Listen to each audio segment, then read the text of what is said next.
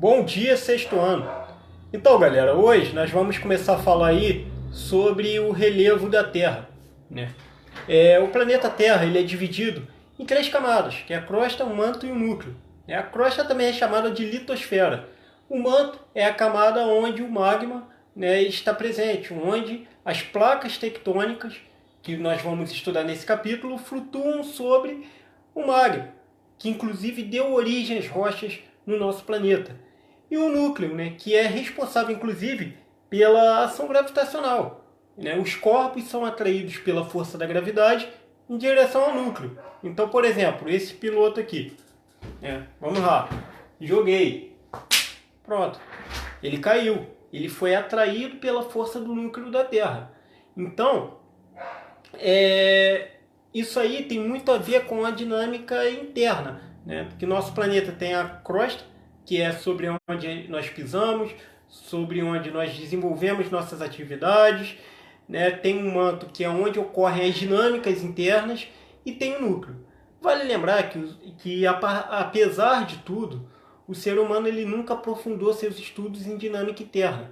Então, nesse momento, há estudos mais avançados em relação ao espaço sideral do que a dinâmica interna. E os próprios oceanos não são lá muito bem explorados ainda. Então, é uma curiosidade, nós conhecemos mais do espaço exterior ao nosso planeta, né, do espaço sideral, do que propriamente do nosso planeta. Então, aqui na página 59, vocês podem ver por esse esquema, vocês conseguindo ver aí, a estrutura do nosso planeta. Então, assim, o núcleo interno, o núcleo interno ele é sólido. O núcleo externo ele tem uma consistência, acredita-se que mas eu não sei se podemos falar viscosa, mas é uma consistência mais pastosa, mais parecida com o manto. E o manto nós temos o manto superior e o manto inferior, né? Então, e a crosta terrestre é a camada rochosa, né? O nosso planeta ele é um planeta rochoso. Ele é um planeta que possui uma composição toda rochosa, ao contrário dos planetas gasosos. A teoria da deriva continental. O cientista alemão Alfred Wegener, lá em 1912, 1911 mais ou menos, ele propôs que os continentes eles estavam se separando, né? E aí muitas evidências conseguiam ser mostradas em torno disso. Por exemplo, a semelhança no formato da África com a América do Sul, a semelhança na fauna e na flora, os tipos de rocha que eram muito parecidos na Europa, na América do Sul e na África, né? Nesses dois continentes. Dá para ver que há um certo... Parece um quebra-cabeça. Se você pegar o mapa mundi, você vai perceber.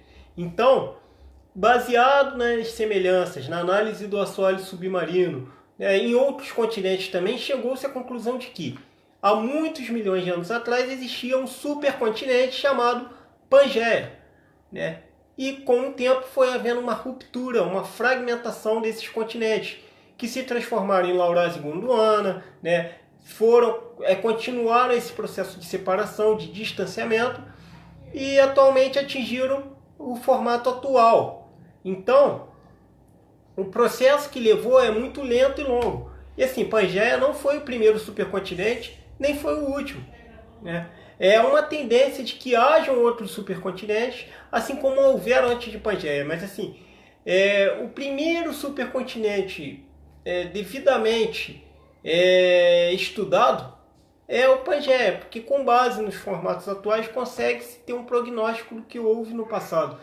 E consegue-se ter um prognóstico do futuro, porque a tendência é que continue havendo essa separação até que, por exemplo, a Ásia e a América se choquem do outro lado. Então, a cada intervalo de tempo de milhões de anos, há uma nova fragmentação. E depois vai haver outra fragmentação, vai haver outro formato de continente. Isso é cíclico.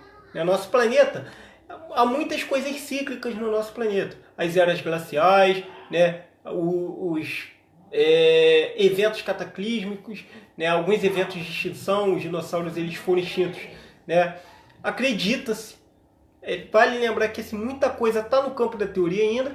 A principal teoria que fala da extinção dos dinossauros fala de um asteroide que teria caído numa região onde atualmente é o México, e isso teria dificultado tanto o crescimento, por exemplo, de plantas. E aí vale falar que, por mais que a gente não tenha essa imagem, a maioria dos dinossauros eram herbívoros, a maioria dos dinossauros não eram carnívoros, segundo acredito. Então, uma alteração no ambiente, no ecossistema, causou a extinção desses animais aí que dominaram a Terra por muito tempo. E aí, na página 61, fala sobre a tectônica de placas. E aqui, num desenho titulado A Deriva dos Continentes, tem uma amostra de como foi feita essa deriva. Vocês podem marcar. A parte que fala aí. A teoria tectônica de placas explica por que os continentes se movem. Segundo a teoria, a litosfera está dividida em grandes partes denominadas placas tectônicas, que flutuam sobre o manto e se deslocam, renovando e modelando a crosta terrestre, que recria e se destrói de forma contínua. Os limites ou bordas das placas são as zonas de grande instabilidade, onde se produzem tremores superficiais, e terremotos profundos, sobretudo nas zonas de subducção. Por essa razão, são as áreas de maior risco sísmico do planeta. E aí falar de risco sísmico se referir assim, aos terremotos. Áreas como o Japão, como a costa chilena, como a costa oeste americana, em que há uma grande ocorrência, inclusive há uma falha de San Andreas. Alguns falam San Andrés, isso aí varia muito. Essa ocorrência de uma grande falha nessa região motivada por movimentos tectônicos. Então, isso faz parte, galera, nem nenhum absurdo. Mas terremotos são coisas... muitos atribuem várias teorias aí, tem pessoas que chegam, sem zoeira, eu já vi gente falar que alguns governos criavam terremotos em determinados pontos do país. Como se o ser humano tivesse essa habilidade de controlar dinâmicas geológicas. Estamos longe disso ainda. E aí vocês vão marcar aqui também a teoria da deriva continental, na página 60, que fala sobre a Pangeia, todas as terras. Vocês vão marcar aqui no início, tá? Eu vou ler aqui para vocês acompanhando aí na página 60 vão conseguir marcar.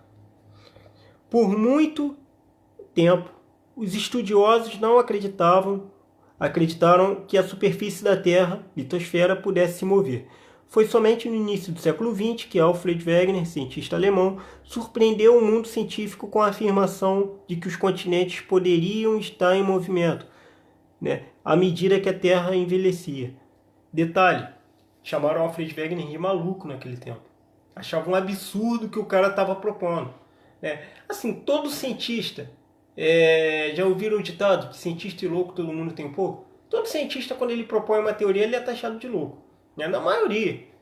Principalmente quando a teoria parece ser mais bizarra. Imagina, como que os continentes vão se mover, cara? Naquela época era inconcebível, mas foi provado depois de algum tempo. Ele usou como ilustração de sua teoria a semelhança entre os contornos dos litorais da África e da América do Sul, comparando-os com partes de um mesmo quebra-cabeça. O cientista juntou-os no molde, constatando que a área da América onde fica o Brasil se encaixava perfeitamente na área correspondente à do continente africano. E não parou por aí. Wegener argumentou, diante das evidências concretas de sua teoria, que não apenas esses dois continentes, mas todos eles um dia, há bilhões de anos, haviam sido um bloco único de terra firme cercado de um reservatório incalculável de água, o oceano. Então, ele apresentava uma teoria também aí, de que o oceano ele era muito maior do que é atualmente. E aí, há processos assim de convergência e afastamento. E aqui na página 61 fala a criação e a destruição da crosta. A crosta oceânica se cria ou se renova nas zonas de expansão ou divergentes. Essas são as áreas de separação das placas por onde sai o magma em forma de lava, que ao resfriar-se se torna sólido. Essas zonas de expansão se encontram nas dorsais oceânicas, no fundo dos mares e oceanos, onde se forma continuamente a crosta terrestre. Essa é a razão por que a crosta oceânica é mais recente do que a continental. Nela também se formam os vulcões.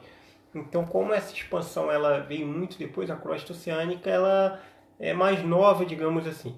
Galera, as partes que eu estou lendo, eu peço que vocês situem aí, localizem, se for preciso, deem uma pausa no vídeo, né, localizem no livro onde estão. Esse último trecho que eu li aqui está na página 61, tá? É muito importante, porque nas futuras avaliações facilita muito para vocês a questão de localização dos pontos principais. E esse é um capítulo fundamental, um capítulo chave durante esse bimestre. Entenderam? E aí nós temos os tipos de relevo, os escudos cristalinos, as bacias sedimentares. Aqui no Brasil, por exemplo, há uma predominância de escudos cristalinos e bacias sedimentares. Lá no 7º ano, vocês vão estudar o território brasileiro assim, na sua dimensão física e social. E aí vocês vão estudar mais a fundo propriedades do território brasileiro. Aqui no 6º ano, eu quero mostrar aqui. As bacias sedimentares, elas são um grande reservatório de combustíveis fósseis, por exemplo, o petróleo. Os escudos cristalinos são o tipo de relevo mais antigo que existe na superfície terrestre. E os dobramentos modernos, que é uma unidade de relevo que não ocorre no Brasil por conta da estabilidade geológica. Vocês já devem ter ouvido falar que o Brasil é um país que não possui terremotos. Não é uma afirmação de todo verdadeira, porque até possui, só não são em grande magnitude. Porque como o Brasil ele tem uma estabilidade geológica, ele está no centro da placa tectônica sul-americana, isso faz com que os impactos dos tremores de terra, os impactos dos abalos sísmicos, não sejam tão fortes como, por exemplo, lá no Chile, como, por exemplo, no Japão, onde é o país que mais sofre com abalos sísmicos no mundo. Então, não há dobramentos modernos. Por exemplo, a Cordilheira dos Andes, os Alpes, que você já deve ter ouvido falar, o Monte Everest, que está na Cordilheira do Himalaia, a cadeia do Atlas, no continente africano, as Montanhas Rochosas, são exemplos de dobramentos do tipo moderno. São montanhas que são cadeias montanhosas, né? E aí as montanhas, há que se diferenciar o conceito de montanha e o conceito de serra. O que nós temos aqui são serras ou, no máximo, montanhas bem antigas que já sofreram processo de desgaste, processo de erosão.